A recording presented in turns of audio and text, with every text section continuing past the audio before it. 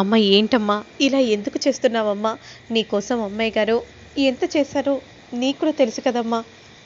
అలాంటప్పుడు నువ్వు ఇలా చేయటం కరెక్ట్ కాదమ్మా.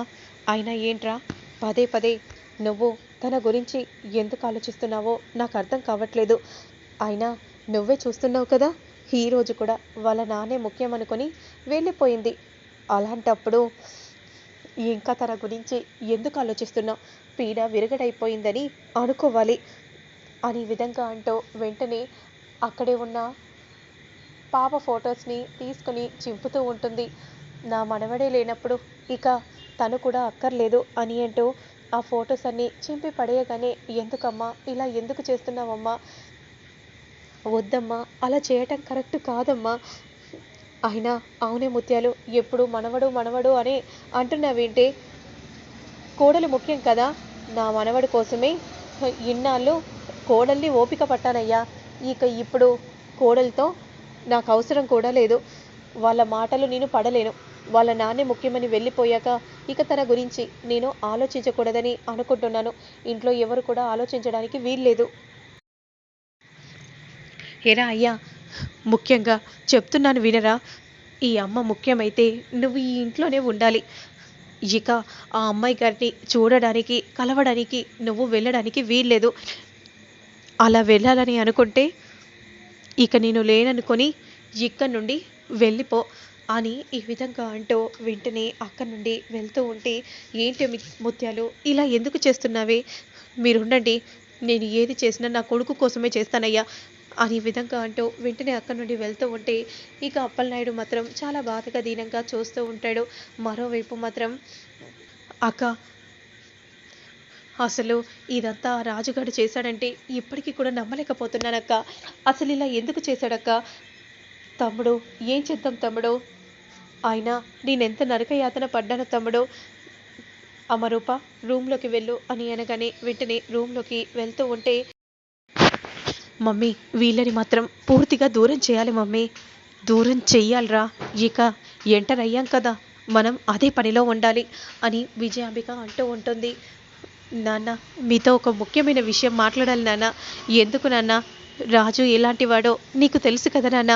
అలాంటి రాజుని ఎందుకు నాన్న మీరు నమ్మలేకపోతున్నారు? సాక్షులతో సహా కళ్ళకు కట్టినట్టుగా కనిపిస్తుంటే ఇంకా నమ్మకుండా ఎలా ఉంటాం? ఇక ఆ రాజు గురించి ఈ ఇంట్లో ప్రస్తావన తీసుకుని రాకపోవటమే మంచిది.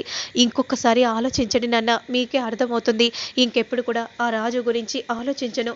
ఇక తనకు మనకు ఎలాంటి సంబంధం లేదు.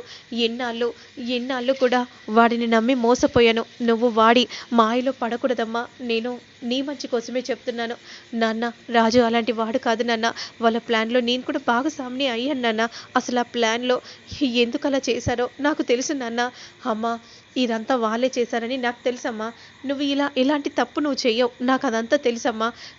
నువ్వు మాత్రం వాళ్ళ గురించి ఆలోచించకమ్మా అని సూర్యప్రతాప్ అంటూ ఉంటే, రూప అలానే చాలా బాధగా దీనంగా చూస్తూ ఉంటుంది. అక్కడ అమ్మాయి గారు నా కోసమే ఆలోచిస్తూ ఉంటారు నాన్న.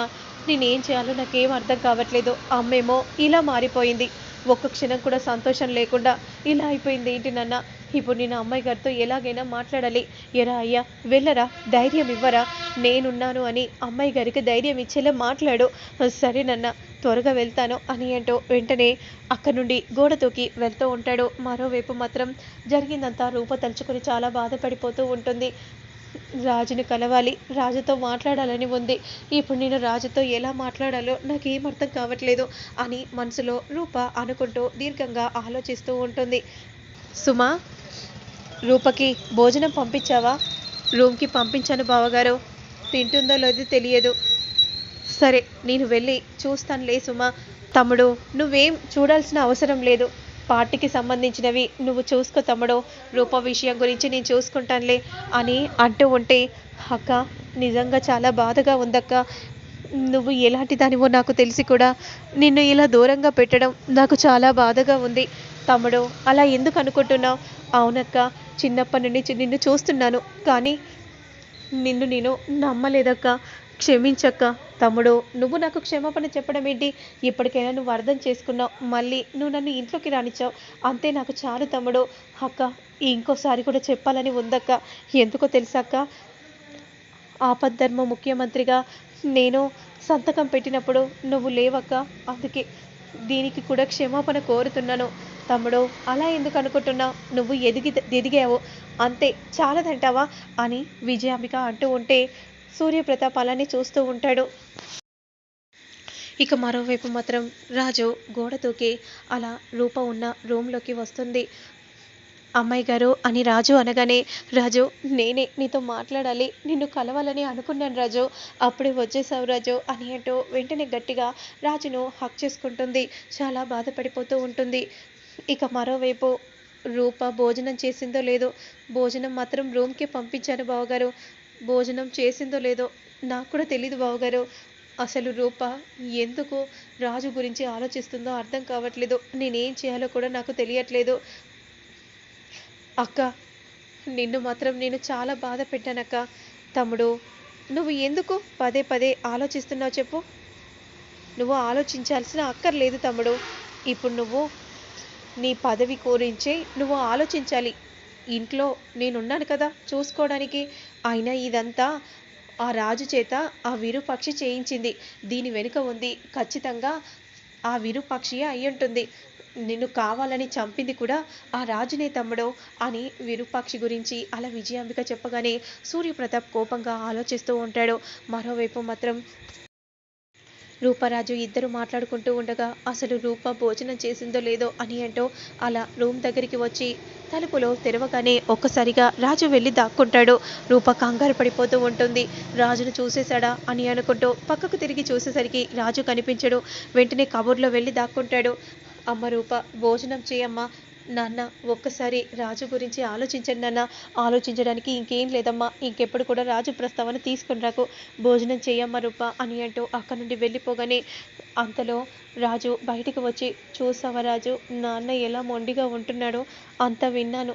అమ్మాయి గారు మీరేం కంగారు పడకండి, ముందు మీరు భోజనం చేయండి అని రాజు అంటూ ఉంటే మరోవైపు మమ్మీ ఆ రూమ్ నుండి ఏదో సౌండ్ వినిపిస్తుంది. కొంప తీసి రాజు కానీ రూమ్లోకి వచ్చాడా? అవునరా, ఖచ్చితంగా మనం వెళ్ళి చూడాలి, పదరా పద అని అంటూ వెంటనే రూప ఉన్న రూమ్ వైపు వెళ్తూ ఉంటారు. ఇక రాజు మాత్రం అలా రూపకి భోజనం తినిపిస్తూ ఉండగా అంతలో విజయాంబిక డోర్ను కొట్టగానే ఇద్దరు షాకింగ్గా డోర్ వైపు చూస్తూ ఉంటారు.